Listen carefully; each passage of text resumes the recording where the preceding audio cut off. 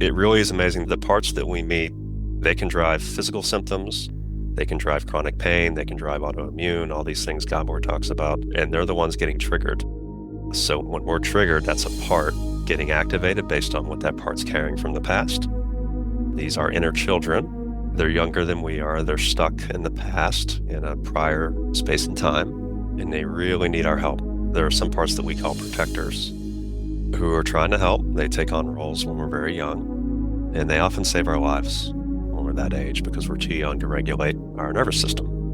So whether they dissociate us or whatever they do, it's literally a survival response in a lot of cases that then outlives its usefulness, as you experienced when we get older. And part of our healing process is we bring the part to the present and we get it out of that traumatic scene and we update it about, oh, here I'm the self. I'm 40-something years old. It's safe here. And it's such a dramatic difference in the intelligence behind it. This is the Gifts of Trauma podcast. Stories of transformation and healing through compassionate inquiry.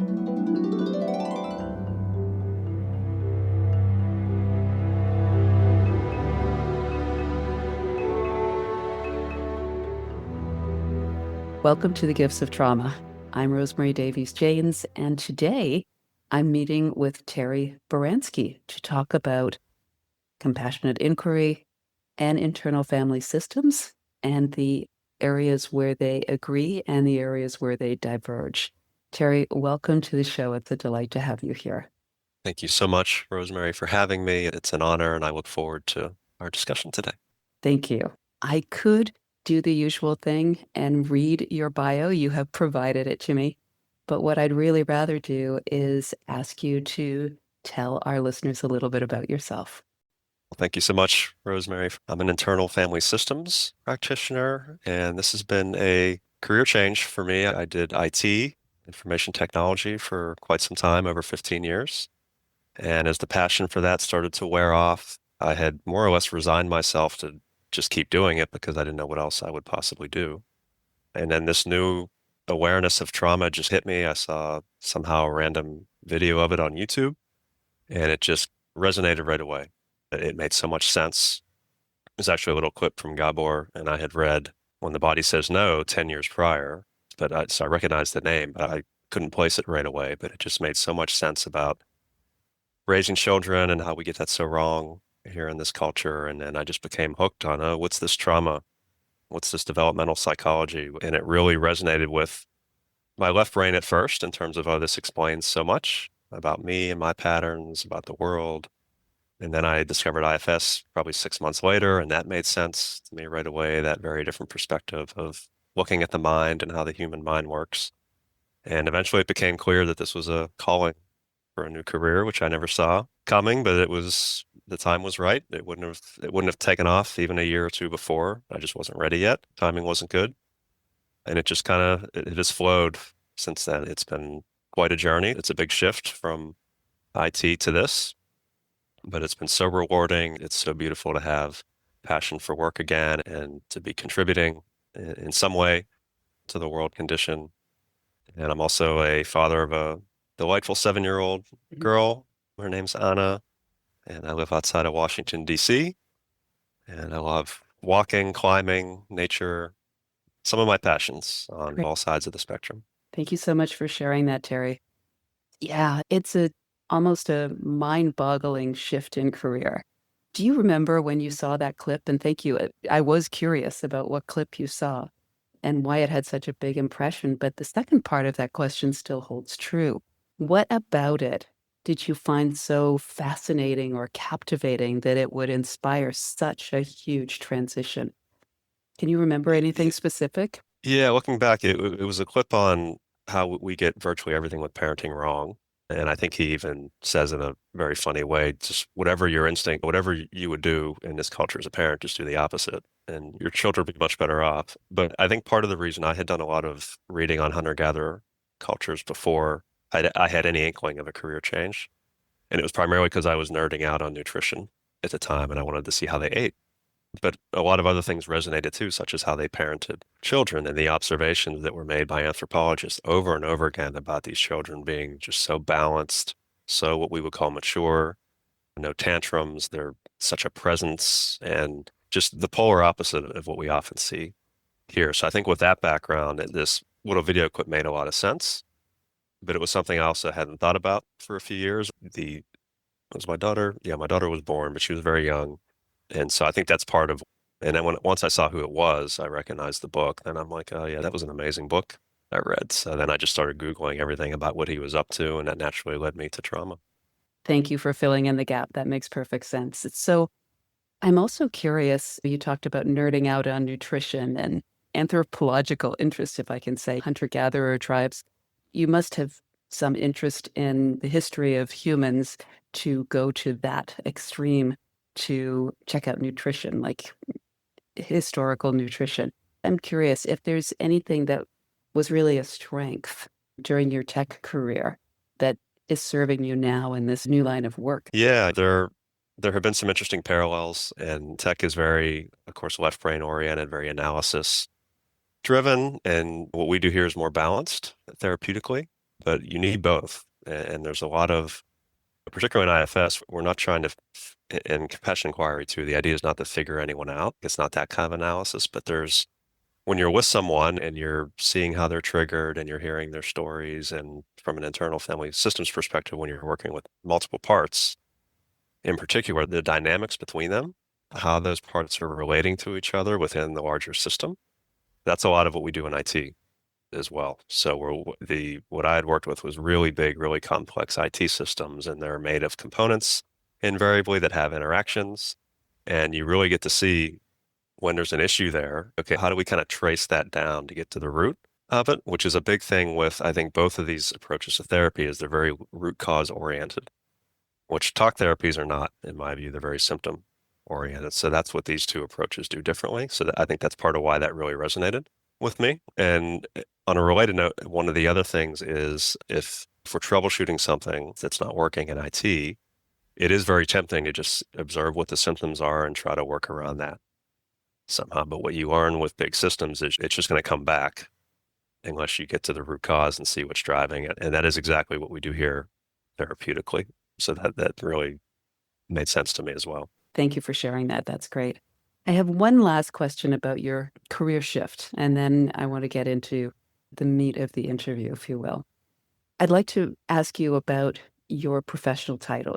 You call yourself a mental health practitioner, and I'm wondering why you chose that professional title as opposed to perhaps a psychotherapist, trauma therapist. Can you give us a little insight into that? Yeah, the main reason was I'm not licensed to be a therapist. So when I really started digging into trauma, what became clear pretty quickly is that this is not the traditional teaching. This is not what people are taught in school for the most part. Now that's changing very slowly. But the idea of going to grad school for some number of years and then supervision for another year or so, all to learn things that I wasn't going to use, was something I just couldn't justify. I have parts who were impatient and wanted to start doing this as soon as they could. So that was a big driver. It was tough because there's therapy and then there's coaching a lot of times. And this is not coaching either from my perspective. So practitioner was the close I could get. And there were several options there, but that's the gist of how I ended up with that, something in between the two. Yeah, fair enough. A very good workaround. Thank you. Now, I want to, as I said, dig into the heart of what you're here to talk about, which is you've trained in compassionate inquiry, you've trained in internal family systems, and I'd really like to get into that. What came first, the chicken or the egg? But in true compassionate inquiry form, I'd like to set an intention now, and I'd invite you to as well. I'll jump in first because you've had no warning of this. I'll give you a couple seconds. I would really love our listeners to walk away from this episode with a really vivid sense of what our internal family systems are, how they live, how they breathe, and what to look for in a practitioner that they may want to consult to really help them gain the full experience that we're going to be discussing. Clarity, vivid descriptions, and, a real sense of what's possible. That's what my intention is. What would you like the audience to take away after this conversation? Your intention's beautiful. Thank you for that. I think what What's interesting to me, and I hope it'll be interesting to the audience, is the parallels and the differences between compassion inquiry and internal family systems. So I'm going to be speaking mainly through the latter lens because that's what I do for the vast majority of the time in sessions with people. And that's the view of the mind that resonates with me. So I think if I want to caveat, if at any point I sound dogmatic on something, that's just for the sake of not putting the words I think in front of every sentence. So I want to be upfront about that. There are different views on this. Gabor sees things quite differently than internal family systems does in terms of how we look at the mind. But I think maybe not a synthesis, but just an understanding of, okay, where are the differences? Where are the similarities? And then we all find eventually what resonates with us, both as clients and practitioners. And I think it's just fascinating to be able to dig into these things with an informed audience. Okay. All right. So coming back to the career transition, actually the inspiration for the career transition, it hasn't happened yet. You've seen this clip on YouTube. You've connected the dots between the speaker and the book that you read some time ago. Can you walk us a little bit through the progression? What did you do next? You are trained both in compassionate inquiry and internal family systems. What came first? How did that all roll out? Yeah, it's a little fuzzy, but what I first started doing was just watching and reading everything I could find from Gabor, and then through him found Bessel van der Kolk and internal family systems and all these kind of parallels, Peter Levine, and just started taking information. I got trained in IFS first. I think it would have been compassion inquiry, although they rejected me the first time because I wasn't a practitioner yet, which was another chicken egg thing. My argument was I don't want to subject people to being my clients until I'm trained. But it was the same discussion with the internal family systems people as well, which I get. There's a lot of demand for the trainings, but the IFS training came first. A year later, I got into compassion inquiry and went through that. By then, I was already practicing as an IFS practitioner and was adding in the elements from compassion inquiry as it went, while in parallel, just again taking in information from other sources that resonated. And then, particularly over the last couple of years, it's been more of a focus on Eastern wisdom, Taoism, and Buddhism, but really not so much how it's translated here in the West, which is very problematic a lot of times, particularly Buddhism. It's not even close to what they wrote a lot of the time, but really digging into that and just exploring, okay, what are the parallels here between how we see trauma, how we treat it, and then all this wisdom over here that they were seeing 2,500 years ago. So that's been my passion more recently. Yeah, it sounds like you're an absolute sponge for information. You just love to learn. That has been the case. Yeah, yeah. Sometimes it's hard to do something else. So that I have parts who would just focus on that all day if they could. So as always, it's okay, let's finding a balance that works. We're taking a brief pause to share what's on offer in the compassionate inquiry community. Stay with us. We'll be right back. If you're a current Compassionate Inquiry professional training program participant or graduate, you're invited to CI's experiential intensive retreat in the north of Ireland from September the 8th to the 12th. Deepen your personal and community connections in the beautiful natural settings of Corrymeela, with beautiful views over the Irish Sea. Rest, reflect, and partake in workshops, CI, body and nature-based practice sessions, plus delightful evening community celebrations with home-cooked meals, Irish music and dancing. Tap the link in the show notes to learn more.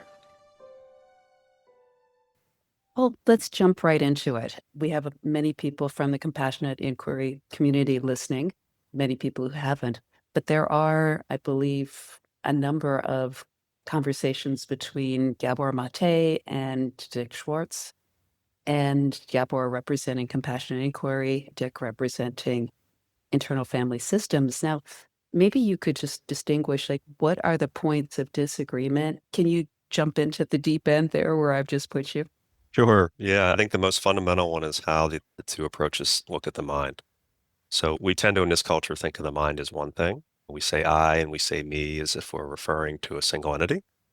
And IFS says no, actually, the mind consists of parts rather than being a single thing. And critically, that these parts are real. They're not metaphors. They're not something we just pretend are there, but they're behind it is this one thing in reality. And that really shifts how IFS works with parts. Because if our position is that they're real, we're going to relate to them differently, particularly over the long haul, than if they're metaphors, but they're not really in there. What we would consider pure IFS work is working with parts, usually directly. The client looks like they're meditating, they're in their internal world, similar to CI in a lot of cases. And they're meeting their parts and getting to know them, establishing relationships, and building that trust inside so that what we call the capital S self, which is the aspect of us that's not a part, is then the one who is in charge of the healing inside. So I'm here to guide it as a practitioner. But as Gabor says, our job is to get ourselves fired as quickly as possible. And IFS lends itself very well to that because we empower the person to be the healing agent, so to speak. So what I've heard when I hear Gabor talk about parts, it's the metaphoric approach. He has flat out said, I don't see them as real. I disagree with IFS on that. Now, compassion inquiry more and more, and I saw this through my cohort where there were updates being made to the documents that were more parts focused, working with parts, but still through that metaphor lens. So that's really, from that comes a lot of differences just in terms of where the focus is in treatment. I'm going to invite you to paint us a picture. Maybe you've worked with someone, obviously there's no need for names, but can you share with us the experience of being on the other side of the desk or the computer, depending on if you do this in person or virtually? Can you share a story of somebody who went through this experience that kind of illustrates for us what the parts are, why you are convinced that they're real, not metaphoric? Sure. Yeah. Thank So you. when you're on the client side, again, we're focused inside and parts appear in many different ways to different people. And sometimes a lot of times there's a visual that'll come. Sometimes it's primarily somatic. Sometimes there are memories that come or just like a sense, like a felt sense, what we'd say in focusing, that there's a part there and it's hard to describe beyond that how I'm noticing it. And we talk to them. Now that's done silently inside, so I'll guide the person through meeting the part and making that connection. And it becomes inner attachment work at that point, in a sense, where these are inner children. They're younger than we are. They're stuck in the past in a prior space and time, and they really need our help in there. And the beauty of this approach a lot of times is the degree to which they're hurting and that they're alone in there and how much that shifts when the capital S self comes into the room, makes that connection, offers that attunement to them. And that's what they've been waiting for decades in a lot of cases. So that right there is okay. Now there's a connection between self and the part. And now the healing can begin, the attunement, the witnessing of what the part has been through. There's a very shamanic healing process in IFS to unload the trauma that may be too in the weeds for this discussion. It really is amazing. The parts that we meet, they can drive physical symptoms, they can drive chronic pain, they can drive autoimmune, all these things Gabor talks about, and they're the ones getting triggered in us. So when we're triggered, that's a part getting activated based on what that part's carrying from the past. And I'm happy to give specific examples of this, but there's nothing they can't influence in the mind or body. I'm going to share a little experience I had when I was going through. I've done some IFS training as well. And this is what I'd love for you to share because I'm sure you have a way bigger repository than I have. So I had this part. Yeah, she's still there. I have this part who is a little mischievous and very concerned, little OCD. I call her Calamity Jane because this part is the part of me that, as I would drive away from my house, would say, "You sure you locked the door?" Hmm. So I would turn around, go back, check the door. It's locked. It's like the same thing. Was the stove on? And this part had me going back and forth so many times. And it was getting really frustrating. So when I got into my IFS training, I learned a lot about my parts. And I learned that Jane was trying to protect me. And that's when she got her name too. And I was able to have a dialogue with her, thank her for her diligence and her concern, and reassigned her from Calamity Jane, everything has to be checked, to really being a red flag spotter. If something was really dangerous, really risky, I would welcome her pointing that out to me. But having me run back and forth to check the door, check the lock, go inside, check the stove's turned off, check that the curling iron's unplugged. I understood her motivation, but that was not helpful. She accepted her new assignment, and now she shows up in a very somatic way and just gives me a nudge if there is something that I really need to attend to, and that's been incredibly helpful. As opposed to like having me run back and forth, a chicken with its head cut off. Can you share an experience like that? Many of our guests have been through a CI training or through a different training, IFS or another approach. And I think everyone inclusively has spoken about how much they learned and how much healing they did personally through the training. So I'm wondering if you can share a story, talk about your training journey and what came up for you. You could go either way. Yeah, that's a beautiful example that you just shared of, and I'll key off of that, of there are some parts that we call protectors who are trying to help. They take on roles when we're very young, and they often save our lives when we're that age because we're too young to regulate our nervous system. So whether they dissociate us or whatever they do, it's literally a survival response in a lot of cases that then outlives its usefulness, as you experienced when we get older. And one example that comes to mind, because this was pretty recent with a client I was working with, her symptoms were waves of very severe depression lasting for a few days at a time. And as she'd come out of it, be more or less okay for a week or so, and then it would come back, just these tsunamis and she couldn't get out of bed. That's how bad it was when this was happening. Okay, so let's explore which parts are involved in this. So we find a protector part who's bringing on the depression intentionally. And we inquire into why. And these parts are usually very happy to explain why they're doing what they do because they think it's very important. And it was. But this part told her very frankly that the man in your life right now is toxic. I've had it with him. And when you're depressed like this, you don't want to see anybody, including him. So this keeps you away from him. Yeah. And so that always makes sense. Now, with the parts that don't see a lot of times is the second order consequences of that. They have a very narrow vision of, oh, how painful is this for other parts and for the whole system when I can't get out of bed for 3 days. But the goal is accomplished, the goal that the part wants. And there's an intelligence there. And we honor that with this approach. But as soon as the agreement was made, okay, you're right, this man is not appropriate for me, at least not right now, then all of a sudden no more waves of depression anymore. And they've maintained a relationship since with that part. The part has a name. It has a look to it. It's an animal. They're not always human in terms of how they appear to us. But that's a part who's on guard for her. For any future encounters with men, that part will be letting her know very quickly if it sees any problems. And a lot of times the parts will know before we do. So it's just a beautiful intelligence at work here that we really honor. And it's a shame how much that tends to be pathologized with a lot of other approaches. Medicate it, fight it with willpower, the case may be, and those things. That's why those things are not so effective. Yeah. I know with mine, Calamity Jane, she would not be out willpowered. Yeah. Because she was so soft and gentle. I could try to shut her down, but there was like this whisper, "Are you sure?"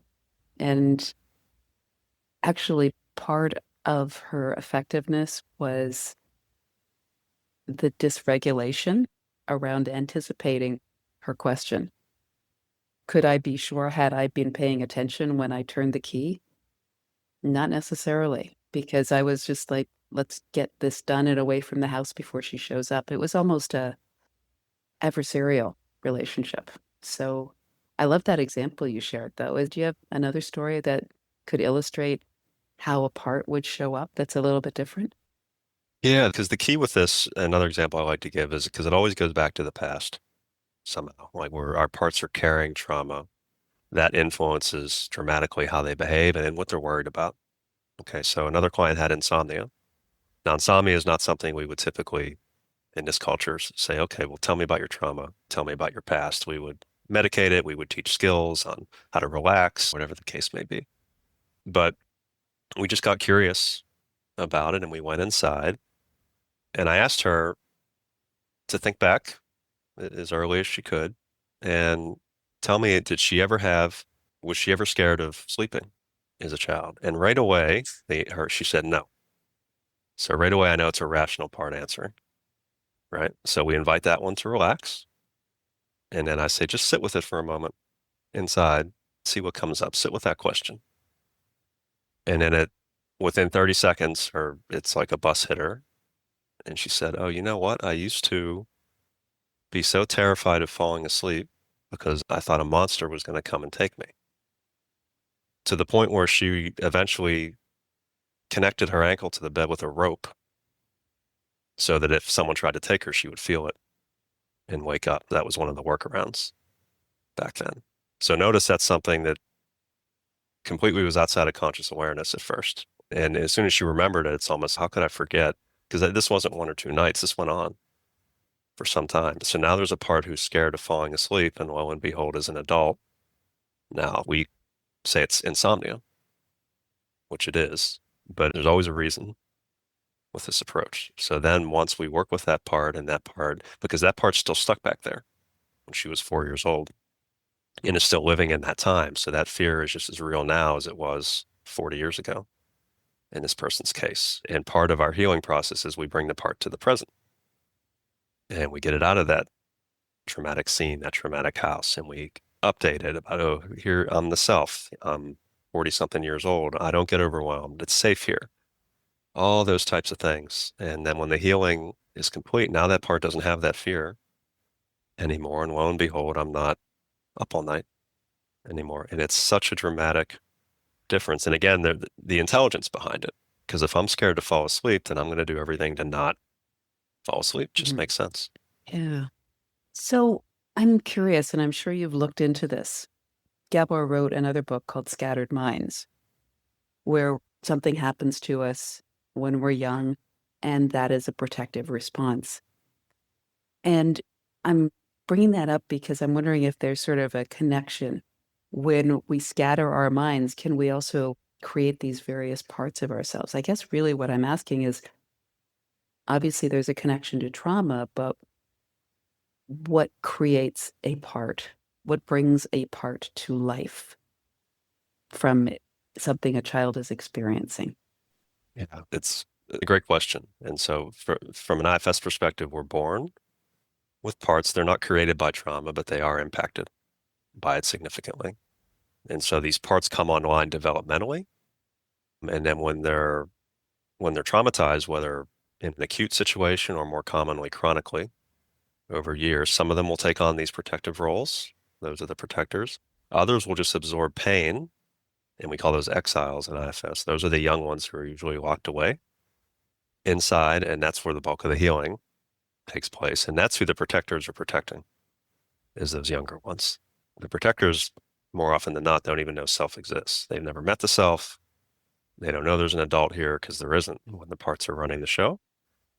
So it's a very interesting example in terms of neurodivergence because there's a lot of debate in the IFS world about to what degree, if I present as ADHD, whatever that means, to what degree is that parts, who, as Gabor points out in that book, is an example, of course, absent-minded, because that was a smart thing to do back then, because I was in a traumatic environment. So how much of that is a protector who we can work with and get to relax as you did with your part? And how much of that is just baked into the brain wiring at this point, which will then make the parts neurodivergent, and then we work with them in that context, right? So there's a different way of working with parts who are neurodivergent. So there's lots of different perspectives on that. I don't have enough experience with those clients to have a strong opinion on it. But what Gabor talks about in that book is that's that. And then from this perspective, the question is how much of that is a choice parts are making versus how they are as a result of how the brain ended up wired. Yeah, because it was a lot of that dissociation, distraction. It's all self-protective. Yeah, fascinating. I'm curious also, IFS work with chronic pain. Have you worked with any clients who have chronic pain that they are trying to work through, that they've somehow connected to something they experienced in the past? Sometimes it's to get the person's attention. Very effective approach for chronic pain. The parts sometimes will bring that on to get the person's attention. That's the simplest scenario where it's a little red flag that goes up because they can't do it any other way. And pain's a good way to get someone to at least hopefully focus on themselves and see what's going on. Sometimes it will connect to a specific event or type of event from childhood where that once we go there in the body and focus on that, we'll find one of these exile parts who, because of something that happened in that area of the body, that's where they're stuck somatically. And the pain is simply the result of the emotional pain that they're carrying. As a result of what happens, it translates into physical pain for us. So there's a spectrum there, but absolutely, and I think what we find with trauma work is that when there's chronic pain that where there isn't a physical explanation for it, there's something, again, there's always a reason. In my view, I've never been convinced by the fibromyalgia type of it just happens, it's genetic, all these types of explanations. There's always a reason. And both of these approaches that we work with are very good at being curious about that, not pathologizing it, and just really inviting, okay, tell me, well, let's see what's going on and what help we can offer. Yeah. Yeah. Thank you. Did you work with anybody? Is there an example you could share that illustrates chronic pain the way you illustrated depression? Yeah, If depression's going to keep someone in bed and away from someone else, chronic pain is a different way of shutting somebody down. very much. Yeah. Yeah. There's one person in particular comes to mind where it had just been debilitating really all over her body for years. And I think actually over a decade. And that's a tough one because we have this notion in IFS of polarities, which is when parts are at odds with each other. They either disagree about how to protect or they're triggering each other somehow. And with chronic pain, that's a given because the part or parts who are involved in the pain, there's going to be other parts who aren't happy with them because of the impact on the person's life. So the parts who want to be physically active, for example, they're going to be fighting the ones who are bringing on the pain because I can't be active when I'm in pain. It can take a lot to untangle that because the first thing we have to do is get those parts. So the parts who are fighting against the chronic pain parts, they need to relax first and they need to trust us to get curious because when they're fighting each other, it's like politics. They're pushing up against each other. They're both scared to give an inch and you can't. It's just a battle of wills and you're stuck. So we do that. We have to establish trust first with those ones who are opposed to the ones bringing on the pain, get them to trust us. Then we can relate to and get curious about, okay, tell me about this pain. And for this client, it was ended up being both of what I just described. There were some parts who were just doing it because it was anarchy in there and they needed help and it was a signaling mechanism. Then there were some other ones who were so badly hurt from what they went through. It was just the natural outcome of what they were carrying that translated somatically into pain signals. Typically, we work with and heal these parts individually. So we notice the difference. It's a progression in terms of, okay, one part we take care of, and then, okay, and the person slowly over, I think it was 4 months, I worked with her weekly. It was like a stock market graph in terms of how well she was doing. And it was a night and day difference at the end. And she would have continued longer financially. She couldn't, but it's just amazing to see something that Western medicine has no explanation for. To be able to go in there just with curiosity and have such an impact it was beautiful to watch her do that. Yeah. Very fulfilling, I'm sure. Yeah, absolutely. I am building this impression, this picture in my mind. And I wonder, I'm going to just present it to you and you can tell me it's way off or it's got some elements of the truth. And this picture it's like a video and it's the internal family system. What's coming to mind for me is an inner city high school with not enough teachers, protectors, and a variety of students, some more mature, some less mature, some rough and a little dangerous, some wounded and scared. It sounds chaotic. Because again, if we say the protectors are like teachers or principal or people who manage and take care of all these students, how do you grok a client's internal family system?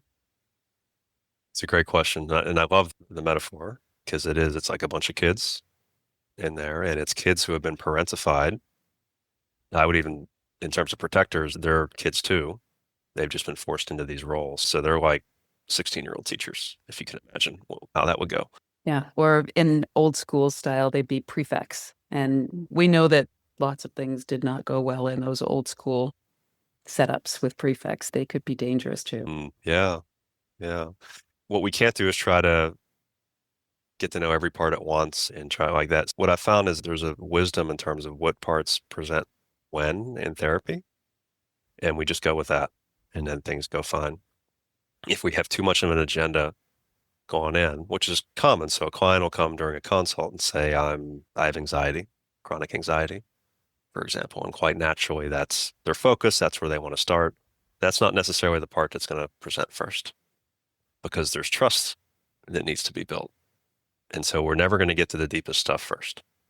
So the invitation is always, we'll just be curious with what comes. The system knows what to do. And then some subset in a first session, maybe it's 2 or 3 of them, for example, that'll come up. And they'll have relationships with each other. Somehow one might be protecting the 2 others, whatever that looks like. And that becomes the analogy Dick Schwartz uses, who invented IFS, is it's like a clove of garlic. So it's not an onion that you're peeling back. It is from another perspective, but it's these individual cloves. They're little clusters, have relationships to each other. And that's a more kind of piecemeal way so that it doesn't overwhelm the client. It doesn't overwhelm me trying to keep track of everybody.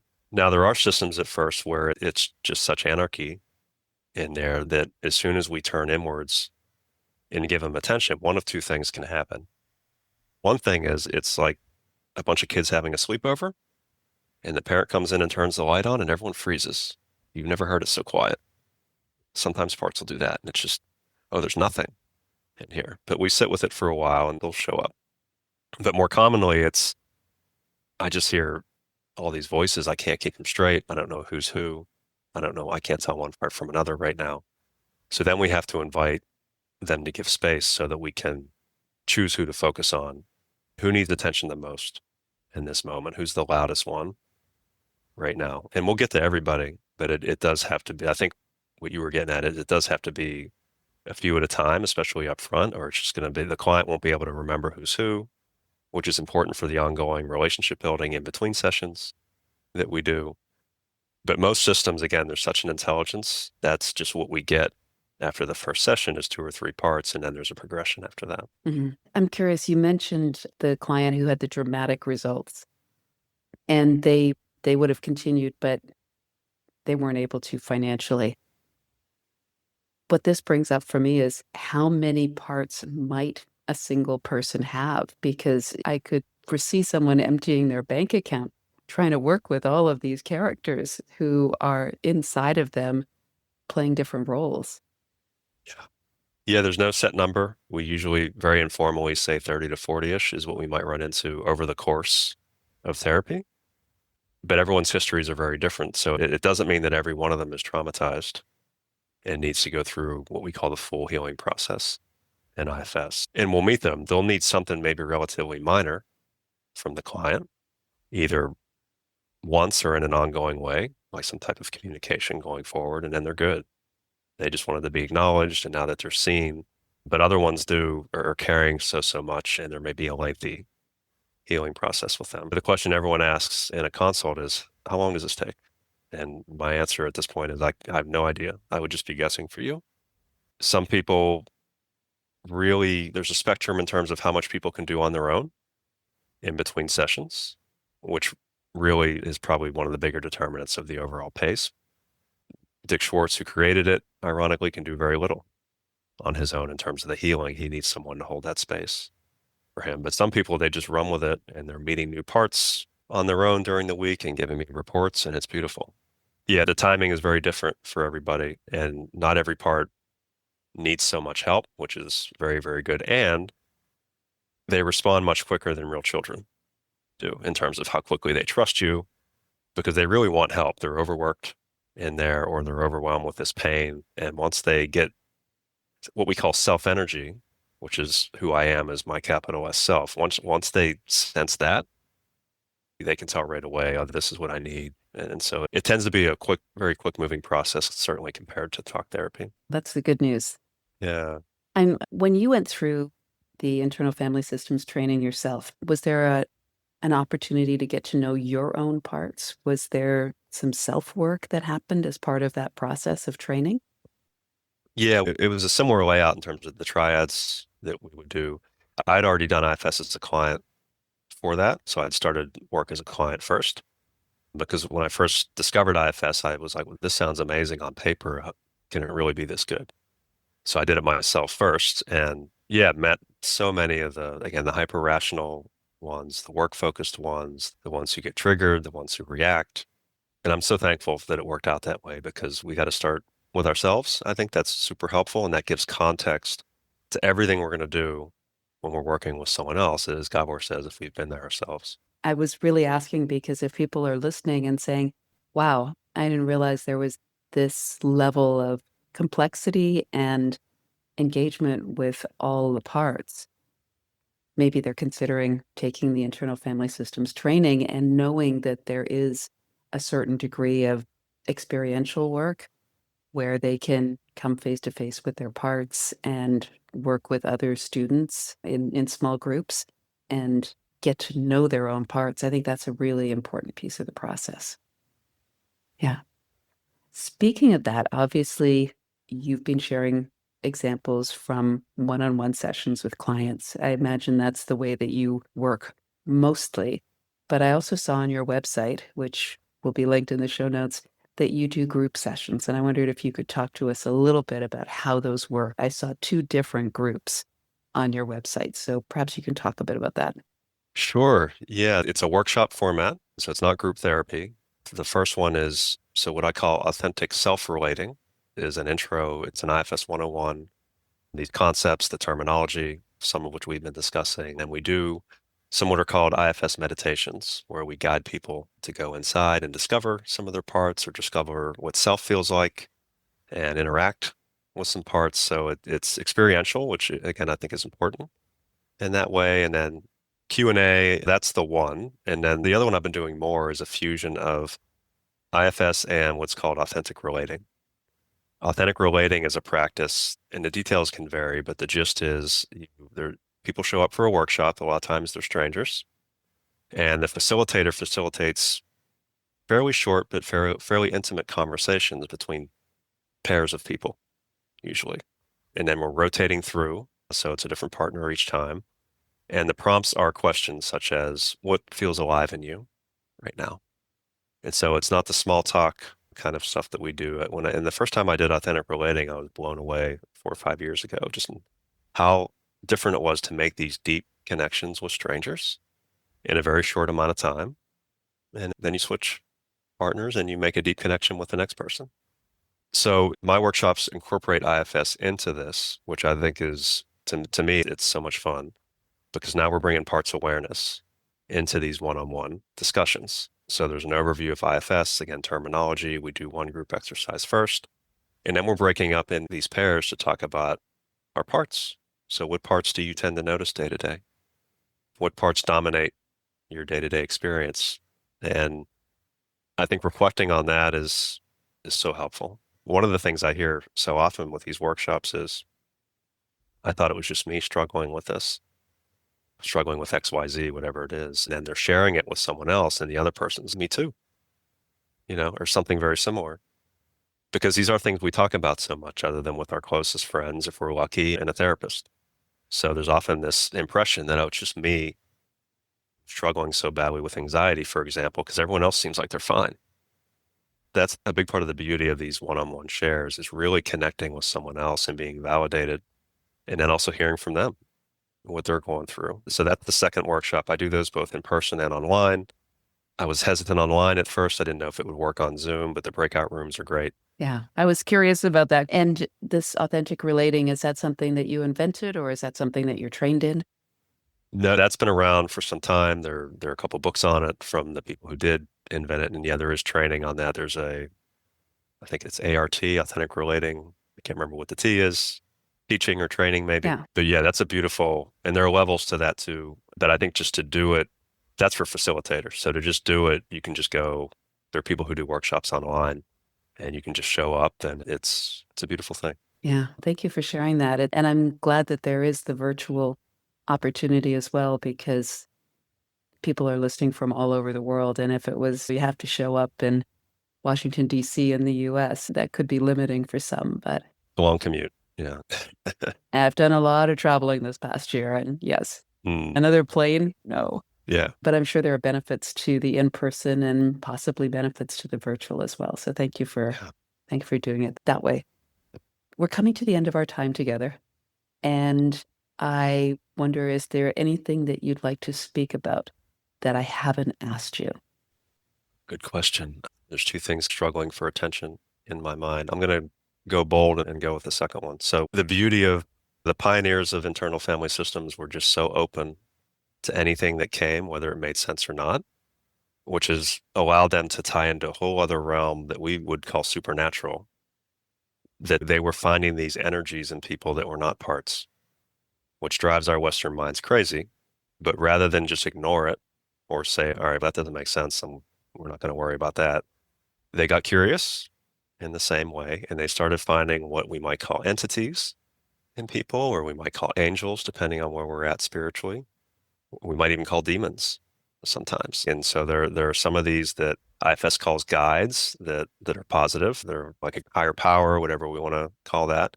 And they have such wisdom to impart. And so we connect with them and we hear from them.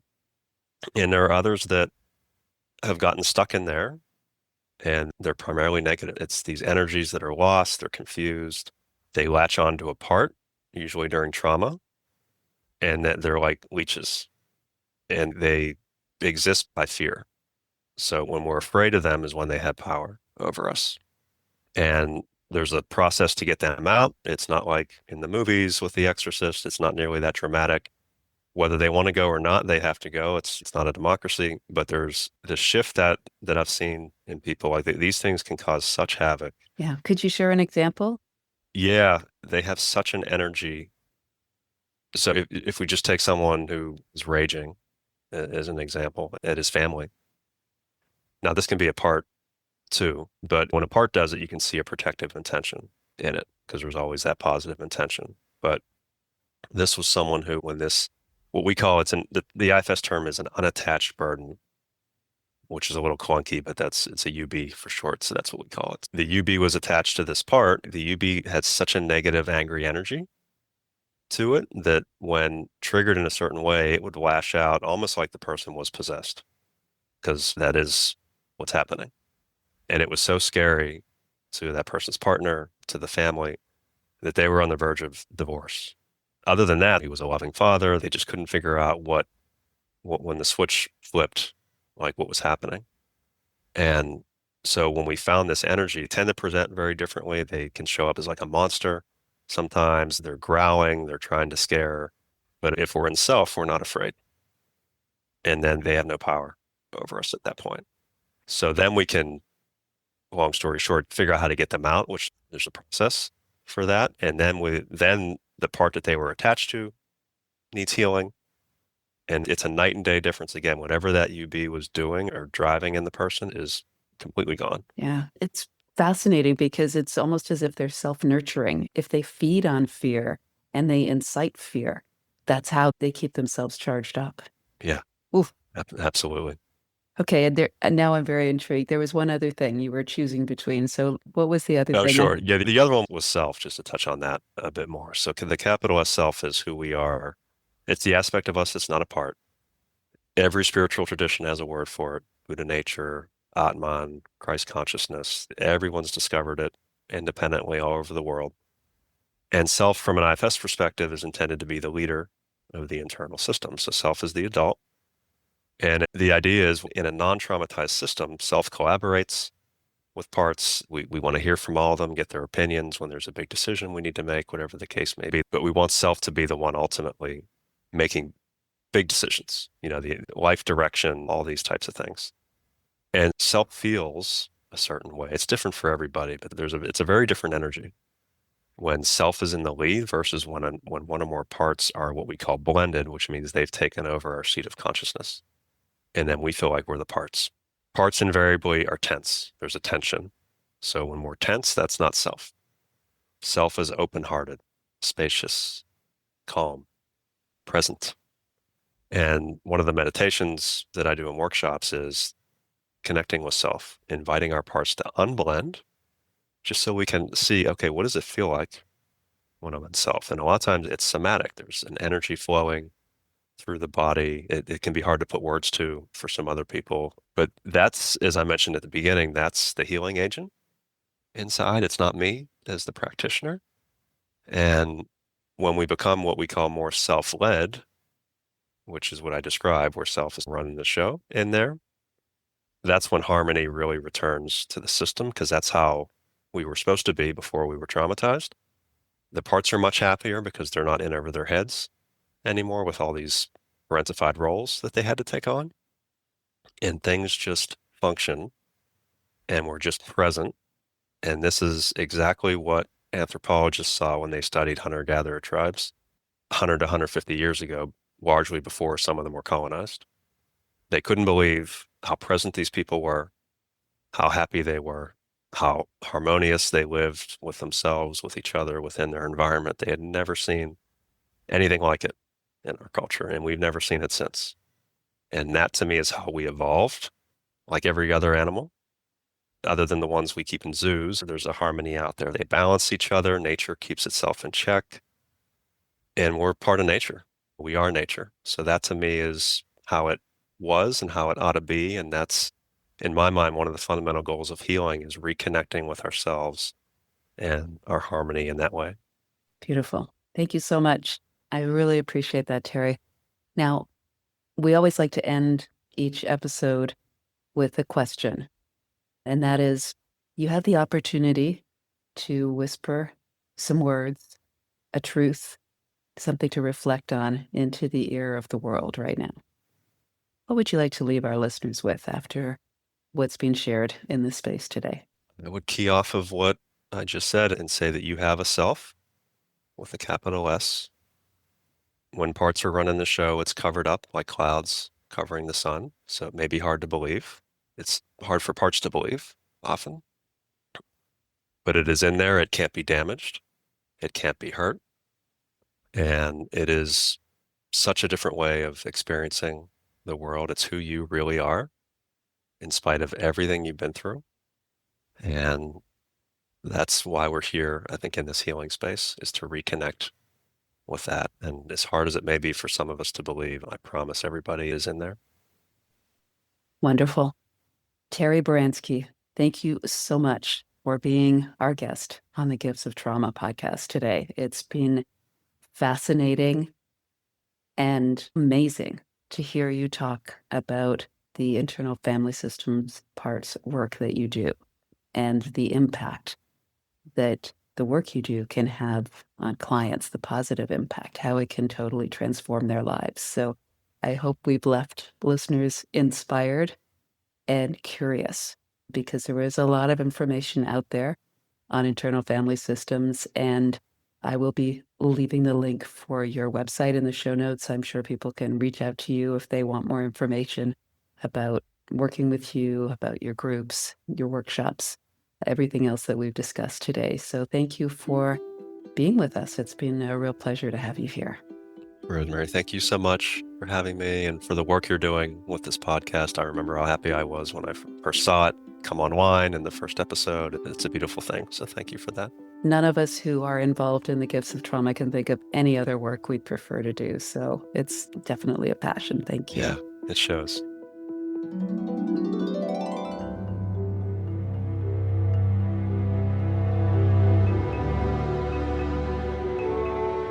The Gifts of Trauma is a weekly podcast that features personal stories of trauma healing, transformation, and the gifts revealed on the path to authenticity.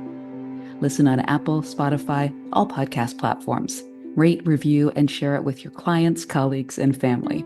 Subscribe and you won't miss an episode. Please note, this podcast is for informational purposes only. It is not a substitute for personal therapy or a DIY formula for self-therapy.